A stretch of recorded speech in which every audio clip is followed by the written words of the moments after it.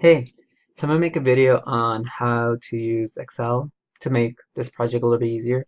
It might be a little longer than usual, mostly because someone requested that. Okay, so first you kind of want to highlight the first row, and if you go to View, Freeze, put first row. So by doing this, you freeze the top row so that like when you scroll up and down, it still like has the title on top that you can see. So you normally want to do that with like rows and columns. Um, okay, so a quick tutorial on how to do some like math in Google Spreadsheets. So if you type 2 plus 1, no matter how you type it, it will never tell you it's 3 unless you type equals 2 plus 1. Then it'll tell you what the answer is. So no matter what you do, it won't recognize any kind of math unless you put an equal sign. So with that being said, commands work the same way. So if you want to find the mode of data, you type mode, and then you want to highlight um, uh, a, a data set. And in this case, the mode for age would be 20. Okay. Um, we can also do median, and I'll find the median of English scores, and voila, it's 23. I can also do mean, but for some reason Excel has it as average. Um, and let's do the average of high school GPA, 74. So what's it mean? You could also do stuff like standard deviation.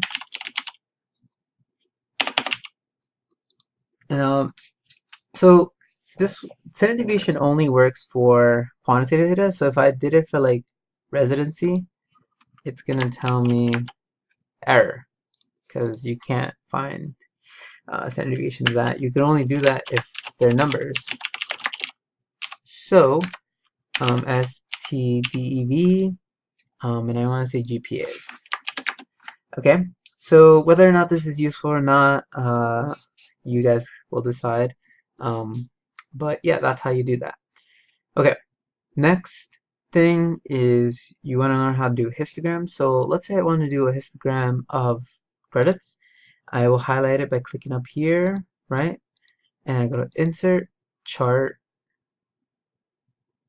and then wait. And then voila, it's a histogram. You can customize it over here. So you can change the bucket size.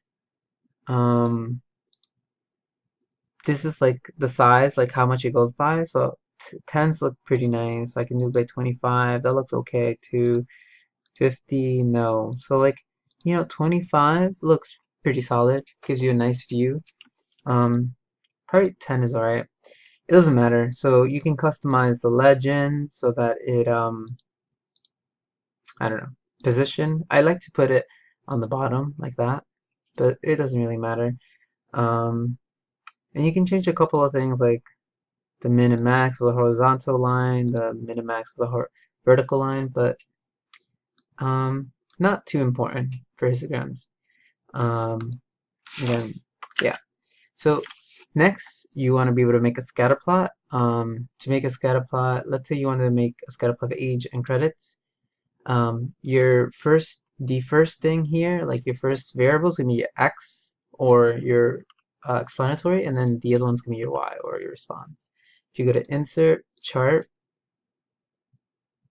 you're gonna get this thing. You want to go to Customize. Sorry, Scatter plot. You want to customize it. I like to move the legend again at the bottom. I think it looks nicer that way.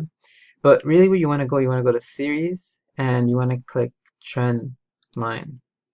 Okay. I would suggest making the points a little smaller, just so you can see them.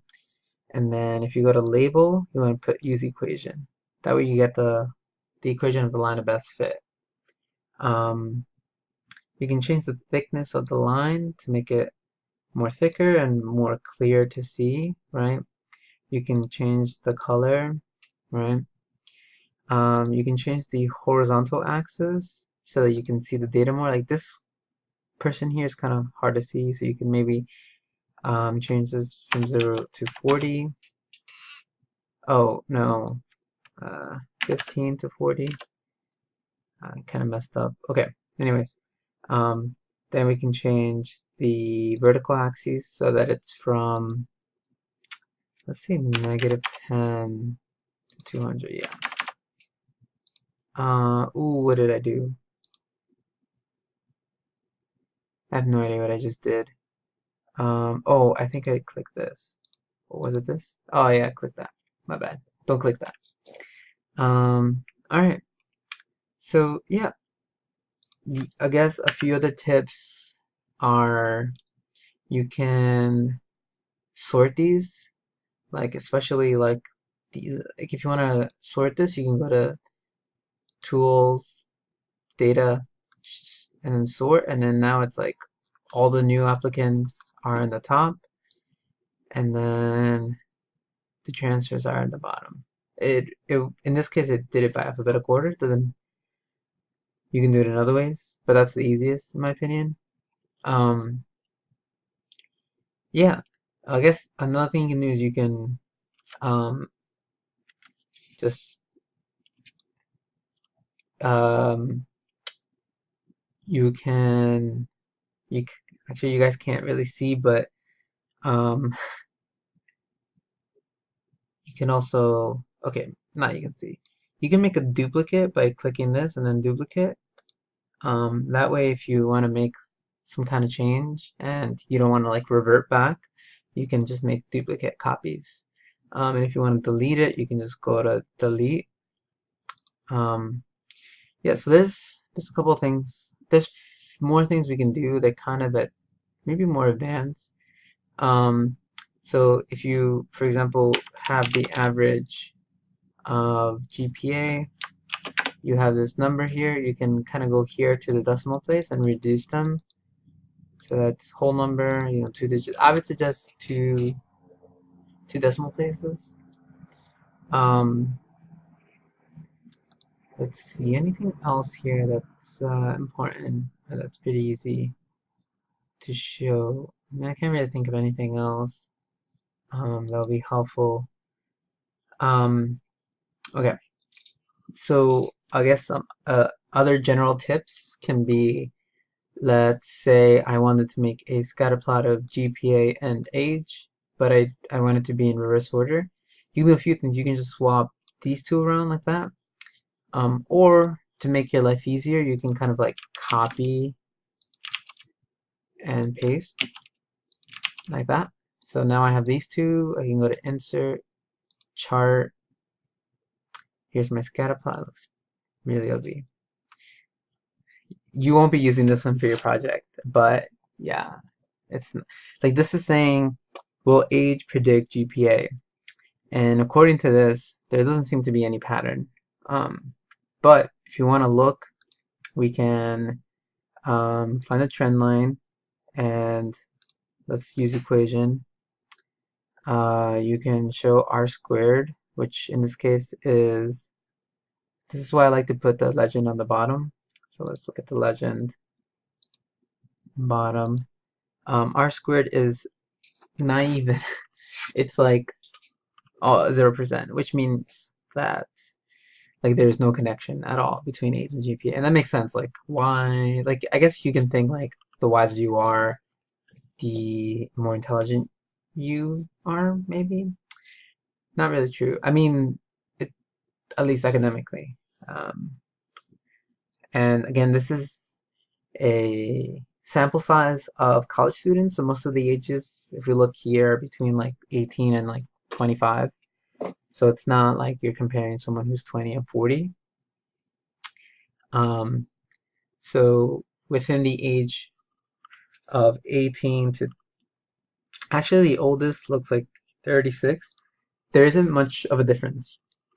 They're pretty much the same thing, suggesting that there is no connection. So using age to predict GPA is you can do it.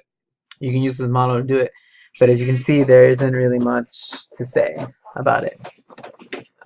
So this is kind of like what you're expected to do with your project too. So I kind of pick two variables to predict one another, and then see whether or not there's some kind of connection.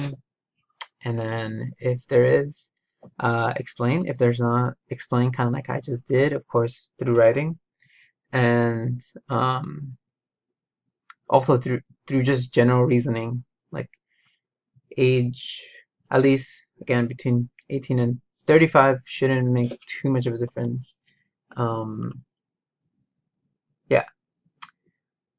So I guess the other thing you can do to kind of, if you look at this, it's not all that pretty because like there looks like some are cut off. You can again go to the vertical axis and change it to go to like maybe 5, and now you have like a better image.